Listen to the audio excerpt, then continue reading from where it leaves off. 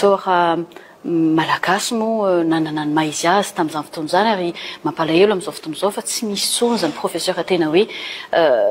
mahay ary zay moa tenena hoe anaovana an'izay échange na formation zay ny anivon'ny fiadidinan'ny repoblika zay atao bloc mamery-teny raha tadiditsika tsara efa nisy le fampanantenana nataony ranoro maro lova asiny aina lova asiny irina efa nisy le fampanantenana tadiditsika tsara ny tantara onona saina le tamin'le hitondra fiara fitateram-bahoaka arivo fa tsika aloha zao mahita fa nisy ampahankely zay vao tonga tany amin'ny taona 3 tany hoany no niresahana azy ity dia lasa kobakambava fotsiny zay rehetrarehetra zay ho amin'ny ankehitriny izy dia ataontsika raha oharina amin'ireo zokobe za aloha tena mipotsatroka amin'ireo zokobe professeur eto Madagasikara amin'ny ankapobeny satria ireo no nahitana sy namolavolana atsika toy izao amin'ny sehatra maro isan-karazany amin'ny asany maro isan-karazany zany hoe lasa miteniteny foana ny olona amin'ny ankehitriny zany efa nisy naneo hevitra ny omaly hoe tsy ampiray ranonorany makatsy ny olona toy ireny ve mendrika hiteny sy ananatra anay toy izao hoe ny sombony amin'izay nge dia fakafakatsika ny zavatra misy ho amin'ny ankehitriny alatsakitsika avy hatrany zay dia enotsika dia toizantsika fa makafakana ao ve ya raha efa voninao zay orona-peo ampahany tamin'ny faneokevitry ny olon-dehibe teo anivon'ny fiadidinan'ny repoblika zay dia arahantsika avy hatrany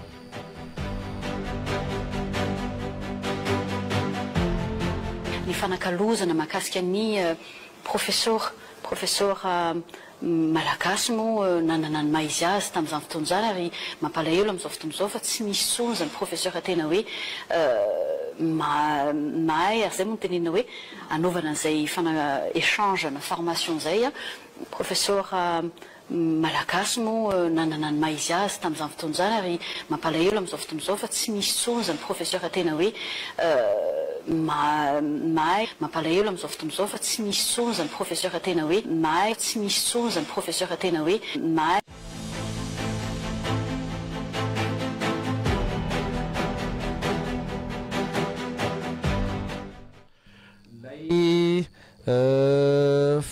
inona moa zany lay tompona ndraiky tsy taleny raharaha iraisampirenena sy mpitondra teny filohan'ny repoblika lova asinirina raha maronoro zay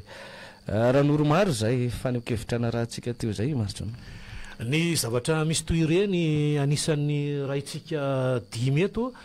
no jerena anisan'ny bazokony ihany ny tenako fa za aloha tsy samy teny na karamaina vola matototra anahako ary na misy fanambanana basy ary ka manambany ny manampahaizana sy ny professeur le izy anie onona saina sy fenoasina tsy any amin'le hoe itsika mitovy klasy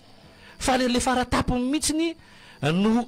ivaivaina sy atao tsinitsinina eto amin'ny raharaha-pirenena izany hoe malasa saina maneritreritra zany raha toka ny olona ohatran'ireny ny ampirisiana hiteny sy aneo hevitra tsy haiko aloha na any anaty fiadidinan'ny repoblika manana professeur zay avara-pianarana kokoa noho ny professeur zay misy eto amintsika ny makasika ny raha-pirenena amin'izao fotoana izao raha nisy manampahaizana teto be dehibe tsy anonona manampahaizana fa be dehibe manampahaizana malagasy teto Madagasikara tamin'ny ankapobeny nisy ny teo amin'ny sehatra iraisam-pirenena raha ny sehatra iraisam-pirenena momba ny lalàna no jerentsika nanana an'izany Honoré Rakotomanana anisan'ny manana sehatra iraisam-pirenena eo amin'ny sehatra ny resaka mombana fitsarana manera-tany nanana an'izany professeur Ranjeva izay fantatritsika ihany koa ny fifandraisana iraisam-pirenena zay napetrany tamin'izany fotoana izany manana an'izany raha ohatra ny professeur eto Madagasikara ny resaka mombana fitsaboana raha tsy mamanga tsika zany eto tena manana professeur ny akoatra ny fanodimandry efa nitansako teo fa ny mbola velo eo ary mbola perinasa zany mbola maro be mihitsy anisan'ny singa amin'izany raha hijery professeur nareo ranoro maro lova asinirina jereo ny anivon'ny université nanao tsika tamin'ny refetsiketsehan'ireny onona saina misy professeur maromaro eny anivon'ny université teny anivon'ny CSS izany hoe tsisy dikany tsony ve tsy manakasina tsony ve zany sady te hanafatra professeur inona eto amintsika ny rakoto be dehibe fa manafatra foantsika rakoto vahiny satria ty fitondram-panjakany ity de zay rehefa misy zavatra tsy mahomby eto amin'ny tany sy ny firenena dia zareo manilika io moa efa fahazaran-jareo fa rehefa zareo manana an'le fahaiza-manao kely de misy seoseo ary tsy mety vita mihitsy nino ao anatina sehatra maro isan-karazany olona saina le izy ao anatin'izay ohatrany hoe tsika ranga tsy mahita ohatrany tokony ndraindray aloha hitady polémika vaovao andao aloha hitady problema vaovao ohatrany tsy ampy le boinina tsy ampy le scandale na boinina ina andao aloha hitady olana hafa indray ry zalahy ao anatin'le izy ina no resana président Andra Joelina ina no azo resantsika ao anatrehan'izay andao kitiana kely indray aloha reny amin'ny anjery manontolo eny ny ohatran'izany ilay zavatra misy zany ohatrany hoe tena tsisy zao moa ary tsetsatsetsa tsy aritra aloha zany ny mpakafy baolina kitra ihany koa tsy homologué indray ngely kianje Zanzibar raha nahazo homologation kianja anankiray Madagasikara ty jere zany rehetra zany asa le fomba hitondrana hitantanana ny firenena ny eo tsy voava ny arikitiana ihany ao anatin'izay rehetrarehetra zay resaka koa moa tsika rehefa avy eo ny autoroute fa hijanona vetivety ao anatin'ity raha resaka professeur ty satria samy nianatra samy nandalo teny amin'izany ambaratonga ambony zany avy koa ary mahita an'izany hoe ohatra mpampianatra malagasy koa fantatsika rehetra fa misy ny mampianatra eto antoerana ary misy ihany koa no ilay fahaiza manaony de mampianatra any ampitan-dranomasina any misy ny mivezivezy eo Madagasikara France ohatra Madagasikara firenena maro samihafa no ahitana manampahaizana malagasy mampianatra mampita fahalalana any ampitan-dranomasina any fa ilay izy moa zany ny tena zava-dehibe zany amin'ny zareo de ilay hoe ny vahiny hatrany io asa tonga hatrary amina problema na valo centimètre hatrary mihitsy le izy ny amin'izay rehetra izay ny amin'ny hoe ohatrany ahoana nisy professeur moa tafaresaka tamin'ny tena docteur tafaresaka tamin'ny tena mihitsy tamin'ity marain'ity ny amin'ny tena raha angina am'izao de tena efa andihizan'ny vorona ao anatin'izay ka tsy nanaiky izy moa zany raha tsy hoe tena alao ahiteny analany atao poko ao anatin'izay fa tsy atao an'izany lay université tsy atao an'izany lay ambaratonga ambony tsy atao an'izany zahay professeur zay manana ny maizy azy na eto toerana na eo amin'ny sehatra iraisam-pirenena ikoizan'izany malagasy zany eo amin'ny fahaizana fikarohana fampitana fahalalana fa tsy hitsakitsahana ohatran'izany tsy atao an'izany zay isy faneho-kevitra ho anatsika io rehefa avy eo fa toizatsika hatrany aloha zay fa makafakana zay marjona sy fenoasina ye ao anatin'ity raharaha ty misy mihitsy ny abolan-drazana ny teny hoe aza mitsipahadony lakany tana eto zany le fanjakana amin'izao fotoana izao de tena mitsipahadolakany tana arabaky teny de indrasy atsika moa zany rehefa elan'ny tsy mpahandoa ny lakany tany ianareo de mbola ho avy ny fotoana hoe ilatsaka andranonareo ary zay fotoana zay aloha mbola tsy fantatra izany mbola mahasamy teny ianao zay tanora maitso volo mbola vao omaly eritreriny no mahasamy teny fa tsy misy manam-pahaizana eto Madagasikara sanatria ny vavana diny lela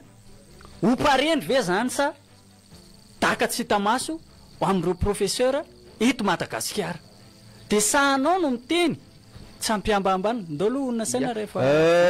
ty misy mpampianatra anankiray eo amin'ny ambaratonga ambony izy moa zany avelatsika izy no anao ny présentation ny amin'ny hoe izy ho fantatry ny rehetra ary fantatry ny rehetra eto Madagasikara sy eo amin'ny sehatra iraisam-pirenena zany ahoana ny fahitanao aniny faneho-kevitry ny olona eo anivon'ny fiadinan'ny repoblika mpitondra tena ny filoham-pirenena iny mahakasika ny resaka ambaratonga ambony ny université ty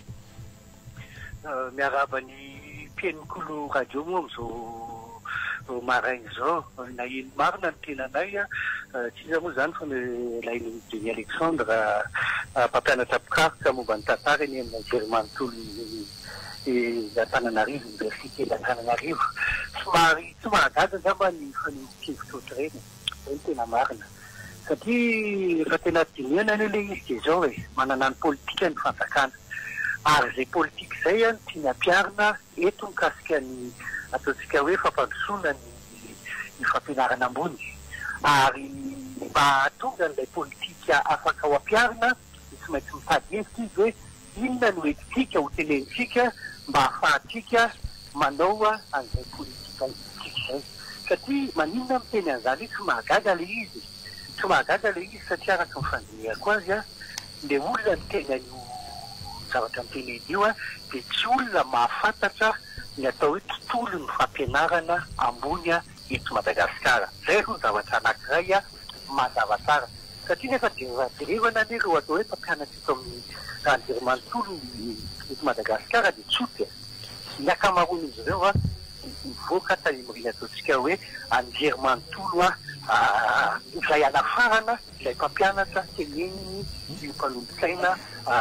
eny amin'ny fiantetsinana repoblika io. Ohatran'ny tenako manokana izy moa zany no afarana avy any olona niarany anatamiko a tany amina université tany andafy ary izay olona miaiky hoe ianao a mitovy fahaizana aminay fa mba ahafahana anaovana an'ilay politika hoe anafarana anareo ataontsika hoe mpampianatra avy any andafy reo a dia tsy maintsy avakiana aloha ny zava-misy eto amin'ny firenena. Zay mahatonga amin'ny teny hoe tena mahagaga le izy satria midika miresaka iny fa tsy mahafantatra ny mihitsy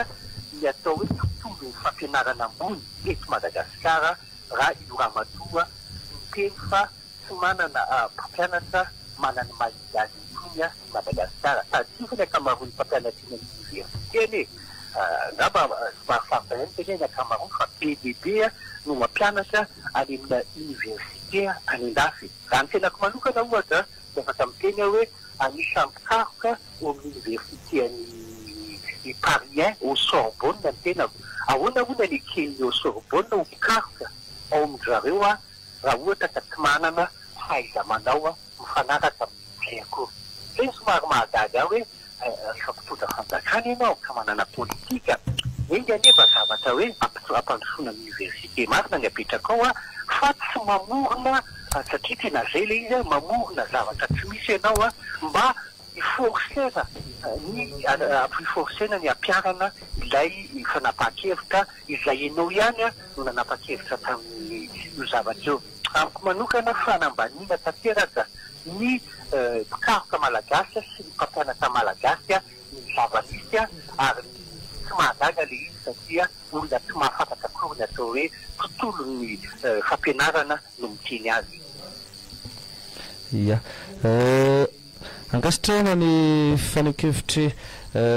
lainiriko dia ny Alexandre ao anatin'izay eo am-pandamina ny lafiny teknika moa isika iverina ihany ny fanekeviny azavazava koa hoenontsika mpiaino mpanaraka ny fandaratra ao anatin'izay fa antso antaroby mivantana moa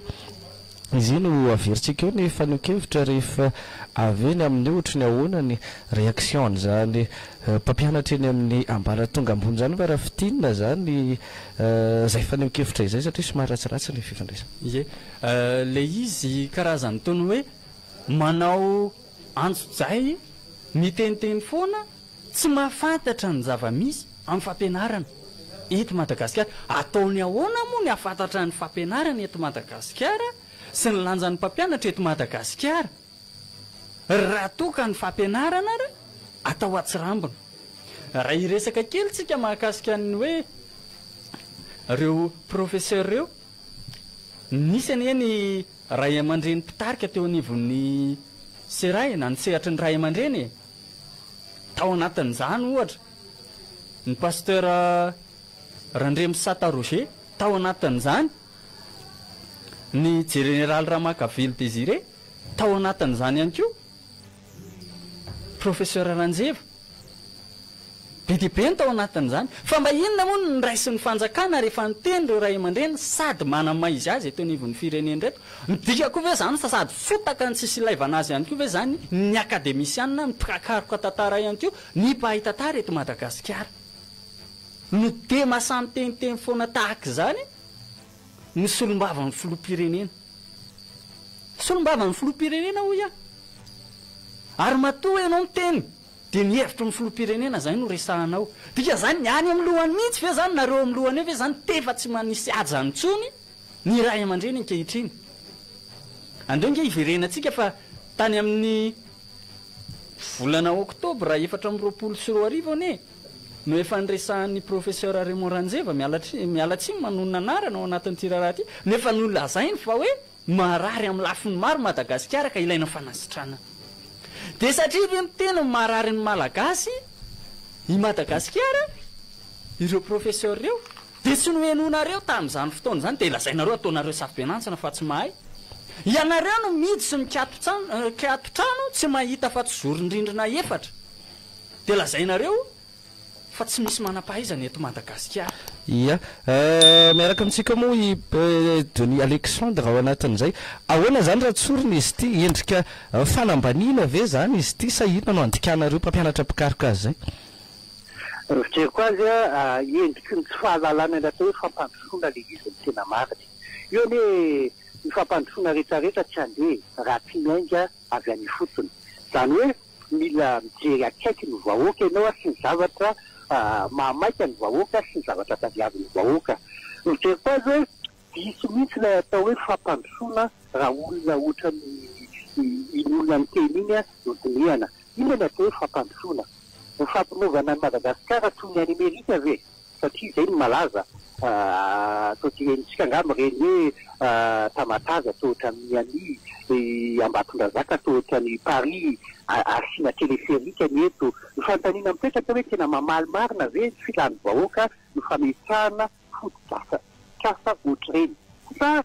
ianao no manana ataontsika hoe fahalalana makany an-dafy dia mahita ny any ianao dia mieritseritra hoe ataony tomany an-dafy Madagasikara dia izay le atao hoe fampandrosoana. Fijeriko azy ilay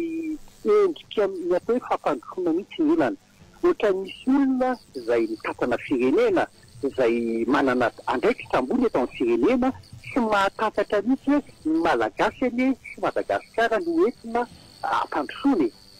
Ary izay no tena hitako hoe olana satria lasa diso ilay izy hoe rehefa mivadika ohatran'ny vazaha isika, manontolo ohatran'ny vazaha isika, ary maka ny zavatra rehetrarehetra ny fomba fanaon'ny vazaha isika, dia izay isika le atao hoe mandroso. Ary izay ny zavatra hitako anatin'io amin'ny pikaroka tantara dia mazava tsara hoe zavatra efa noa no nataony atao hoe inona moa sy colonisation teto Madagasikara amin'ny fanjanahantany. Atao hoe assimilation, izany hoe atao ohatran'ny vazaha. Fa raha teo ohatran'ny vazaha ianao tsy maintsy vazaha no mampianatra anao satria izy ny tompony. Ary izay hitako hoe diso tanteraka amin'ny azy atao hoe endriky ny fampandrosoana eto Madagasikara. Fa ny fanontaniako anatin'izay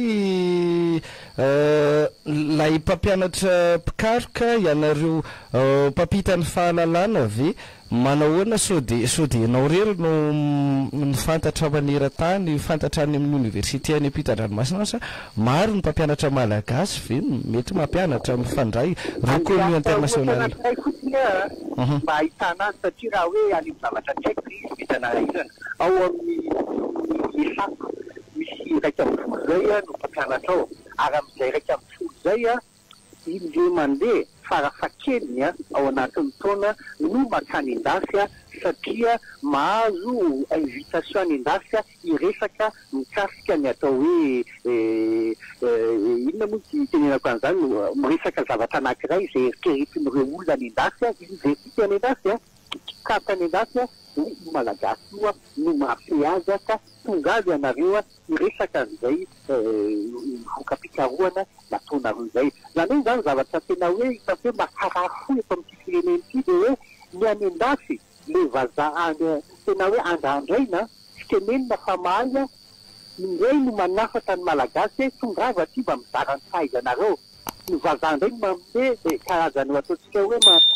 manome ajany asy ny pikaroka malagasy sy ny mpampianatra malagasy fa ny malagasy toatsika izay malagasy manana andraikitra ambony eo amin'ny fitondrana no manambany ilay malagasy. Izay no renako amin'ilay resaka hoe fampandrosoana. Anisan'ny tsy mampandroso any Madagasikara dia izay fanambaniny ny ataontsika hoe tompony andraikitra ambony eto amin'ny firenena ireo olona eritreretina fa afaka mitondra ny anjara biritina amin'ny fampandrosoana ny malagasy. Ny fijeriko an'iny tsy ny mpampianatra ihany no nambanina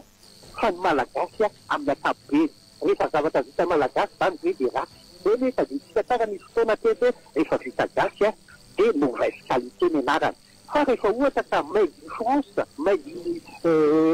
USA dia reny atao hoe tsara. Zany hoe malagasy zany dia tsy afaka mihitsy hanome tsara na ho an'ny firenena ary. Ary ny tena hitako hoe manahirana indrindra dia tompony andraikitra ambony eo amin'ny firenena no miteny azy. Amin'izay raha ohatra ka tsy mety any malagasy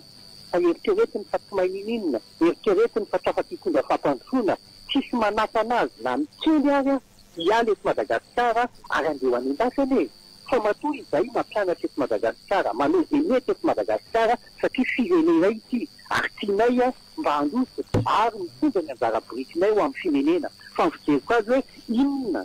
ny tena antony a mampijanona ny olona toy izany a eto amin'ity firenena ity satria raha zany ny fomba fieritreretiny a tsisy fampandrosoana hovanona eto amin'ity firenena ity. Ohatrina hoena zany zao nitoeran'ilay